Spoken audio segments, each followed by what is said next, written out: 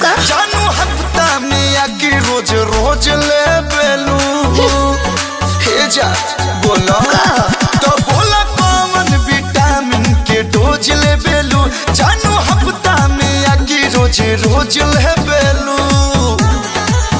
भैलू पियावा के घरे जाके गो राजा जी के तू रोलो सहरिया राजा जी के तू रोलो सहरिया उठेला तोरा दिया पोरे पो लोहे लोहे बाथेला कमरिया कोरेला खटिया पड़ी सो राजा जी के तू रोलो सहरिया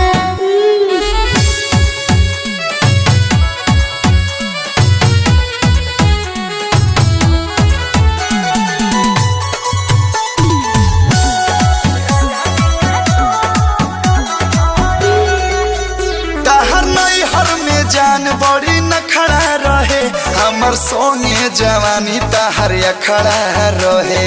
काहो जा मनवे खरो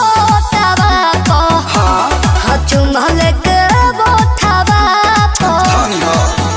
नाचो तारू जैसे बनावा में मोह राजा जी के तू रोलो सहरिया राजा जी के तू रोलो सहरिया उठेला दरदिया पोरे पो लोहे लोहे बाथेला कमरिया कोरेला खटिया पड़ी सो राजा जी के तू रोलो सहरिया लौकता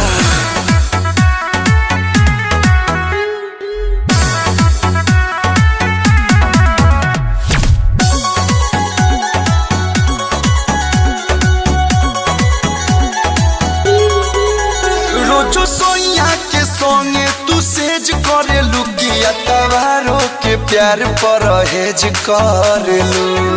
खुल के बोला सुनो जवन मजा पिया बासे